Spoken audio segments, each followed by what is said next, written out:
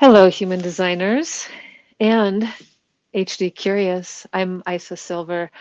I call myself a human design translator because there are words involved and we don't all know what they mean all the time. And words, they're limiting. They're just not really the Tao. They're pointing to the Tao, but learning different words and ways to point and share this mental experience of following the sun and the earth. That's what I'm doing. The sun right now is in the gate of judgment, collective and logical, like the earth, in opinions, also collective, also logical. But one is an instinct in the body. The other one is just concepts, just opinions. But they balance each other out in the wheel of life, and they make me feel better personally because gate 17 is a bridging gate for me. It connects my defined ajna with my defined throat all the way down to the defined root, where gate 58 meets an occasional visitor in gate 18. That can be a positive thing for everyone involved. While we're still looking at this image, I point out again that how much energy is available to either of these logical collective gates. Obviously, the opinions. There's no energy from the head center for it. Maybe just some pressure. Does the gate 18 get any energy? Maybe from joy, maybe from carried away joy like mine. Yeah, let me be clear. I do carry a gate 58, line 6, detrimented. My unconscious Mercury, my unconscious Mars. I try to keep them under control and logical for the purposes of 12 blue lines, this kind of more teach and learn while teaching and sharing kind of project of mine here on Substack. In contrast, these Gate 58s have a place to really run away without judgment in the Chutzpah I Ching audio podcast. If you're interested in hearing the Rave I Ching come out, then that's the place to hear that. But let's get on with today's study. I'd like to understand Gate 18 better right now. So here we go. Its foundation is evolution. And a kind keynote here, evolution. I would call it the wet blanket, but there's my gate 58s. The blue line is conservative principles for gradual evolution. Sounds like a good collective plan, doesn't it? Uh, and then, avoiding evolutionary upheaval could be good, could be healthy, could be healthy. But then again, on the dark side of this, the detriment comes out as the rigidity of the patriarch that will inevitably lead to deterioration because the necessary corrections are refused. And I have seen this. I have been the manifester with the gate 58s on the other side, ready to fix with my personality fixing motivation and just flatlined. But hey, dissonant judgment, it's still judgment. So, what balances out the conservative introspective judgment of gate 18? On gate 17 side, we get a line in opinions called openness. Openness to many opinions and points of view. Concepts, concepts about the future, concepts about what could happen in the future. Many points of view, meaning that in the detriment, of course, one would only be open to certain points of view, ones that are really pleasing and appealing. But on the bright side is the mental potential to sustain a broad spectrum of opinions, many different ways of logically formulating about the future, because it's only a formulation, just a concept, man. Back to the collective instinct that we can call judgment, accepting is the natural of judgment, to recognize and accept the irreversible. It sounds so easy with this keynote, accepting. The natural at looking at what can be corrected or not is able to accept what cannot be corrected. Then again, on the shadow, of course, they're gonna refuse to accept it. But on the bright side, there is something new coming, even if that can't be fixed. There are cycles. There is rebirth. You don't have to try to fix everything. Accept it.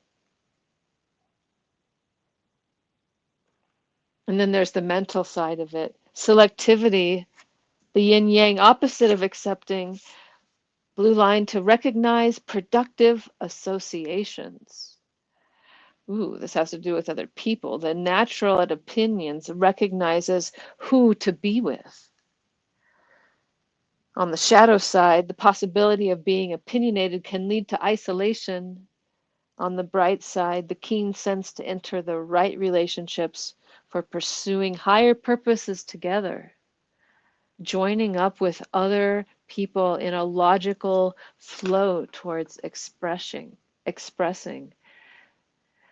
Can the future be smoother for planning? Now the experiencing frequency, the trial and error experience of judgment is fanatic zeal. Fanatic zeal, once the need for correction has been identified, bump into it a bunch of times, materialize it, and then it becomes something that is a force. A materialization of judgment is called fanatic zeal. Balanced out on the mental side by understanding. Third line experience with opinions, the experience to follow the road of success. This is not the individual way. This is the materialized road. Although if you take a shortcut, skip some opinions, might not be so, or skip some details, might not be able to get your opinions out there so well. But on the bright side, it's the mental potential to develop opinions and concepts in detail, make them verifiable and supportable, materializing of opinions. Upper trigram, fourth line, putting it out there, fixed on putting it out there, suffering.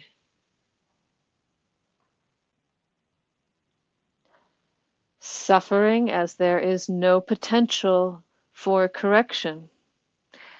And, there's a brighter side and a darker side to that. The woeful knowledge that a successful correction has become impossible. So there's merely woeful knowledge on the bright side. And on the dark side is a fixation on the unsolvable problem, being so strong it leads to rigid indecision and suffering in anxiety. I know a physical therapist with personality sun right here. Isn't that interesting? What happens on the other side? On the other side, we're also talking about people in the fourth line of gate 17, the personnel manager. Let's get there with the slide too. The personnel manager who understands the talents of others, externalizing the opinions, getting it out through the people, through the network, the personnel manager. And then there's the clarity line, the universalizing of judgment therapy. And at its best, it's collaboration for correction. The bright side, the wisdom to provide guidance in corrections and to know when the help of others is required.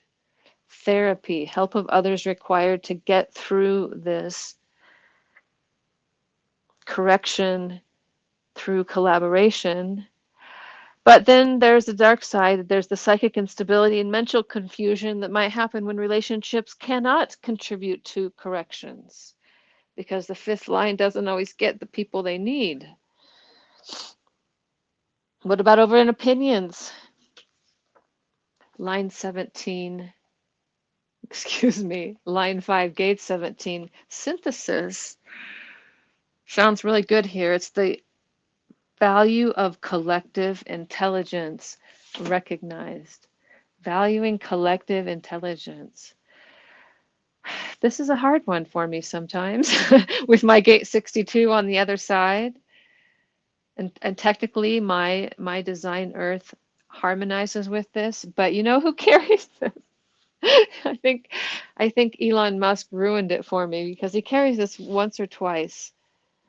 To recognize the value of collective intelligence has on its bright side the mental potential to form syntheses on the basis of many opinions and to recognize the value of collective intelligence in social communities. Is that an LLM? I mean, isn't that? Yeah, and I guess, well, he made one. Grok is an LLM, right? And then on the shadow, the Martian flavor is the arrogance to consider one's opinion the only valid one, despite evidence to the contrary, and not to recognize the value of collective intelligence. So there you go. You got to project it on him that he values collective intelligence. Interesting. Uh, yeah, interesting the involvement in the Twitter X, all that thing in light of that. Okay, but I don't want to get stuck on him. What a distraction. Let's get out of here. Let's get over to the Buddha line. Boundlessness in, well, the Buddha line. Why do I say that? Because in Ra's I Ching, he called it Buddha, I think, if I remember correctly. But boundlessness works too. Boundlessness, the sixth line, aloof on the roof, looking out at the whole big picture, departure to find new horizons instead of standstill, beyond correction. Just look for new horizons. And really both sides of that sound good. Yeah, taking the big collective view at judgment, just go on to the next thing, says 18 line 6. What happens on the other side? The sixth line of opinions is enlightenment. Hmm, that's really nice. But it's hard for me to say, well, logic is a kind of enlightenment, isn't it? When you can just watch the pattern and trust the pattern. Maybe that's what that's about. The blue line is who wants to lead must serve, must be able to serve. Because opinions is about organizing systems, it's about organizing people for the future.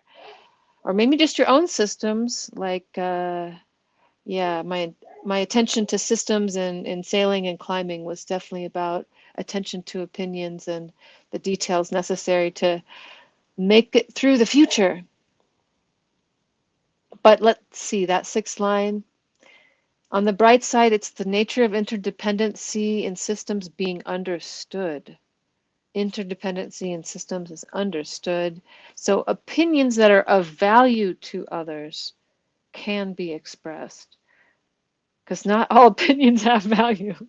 What percentage of opinions actually have any value?